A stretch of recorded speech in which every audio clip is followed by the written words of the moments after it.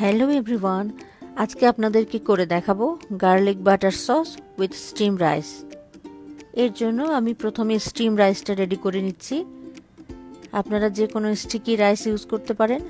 আমি এখানে আজকে পোলার চাল দিয়ে করছি, এটাতে ফ্লেভারটা ভালো আসে। এবার একটা কড়াইতে দিয়ে দিলাম কিছু ক্যাপসিকাম, কিছু কাঁচামরিচ, এখানে 3টা কাঁচামরিচ ছিল, আর দিয়ে দিলাম মাশরুম। আমি ক্যানের বাটন মাশরুমটা ইউজ করছি, আপনারা চাইলে ফ্রেশ মাশরুমও দিতে পারবেন। এরপরে দিয়েছি পেঁয়াজ, হালকা করে একটু সতে করে নিতে হবে।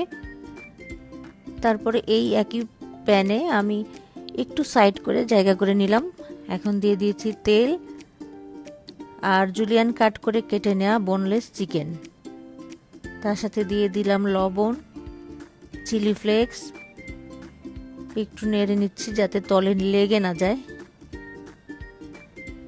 এরপরে সস অ্যাড করব।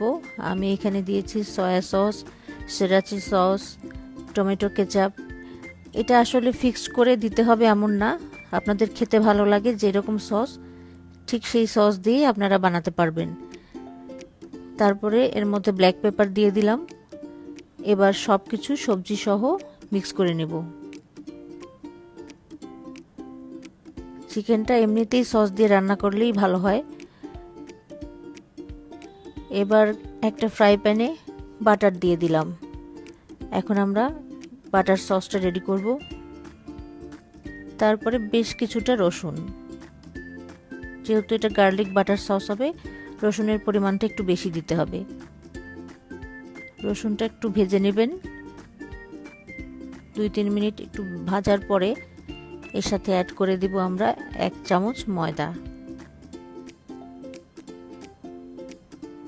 ময়দাটা দেওয়ার পরে ব্ল্যাক পেপার দিয়েছি আর দিয়েছি একটু মরিচের গুঁড়া, তাতে কালারটা ভালো আসে, একটু স্পাইসিও হয়। ভালো করে ভেজে নিয়ে সামান্য একটু লবণ দেবেন। এরপরে দিয়ে দিচ্ছি আমি দুধটা দিয়ে ভালোভাবে মিশিয়ে একটা থিক সস বানিয়ে নেব। এরপরে দিয়ে দিলাম লেবুর রস। একটু থিক হওয়া পর্যন্ত অপেক্ষা করব। খুব বেশি থিক হয়ে গেলে আপনার পানি ইউজ করতে পারবেন। এরপরে আমি রাইসটা নিয়েছি, তারপরে চিকেনটা দিয়ে দিলাম। এখন সসটা আমি চারপাশ থেকে ঢেলে দিচ্ছি। দেখুন দেখতে কত ভালো লাগছে এবং খেতেও খুব ভালো লাগে।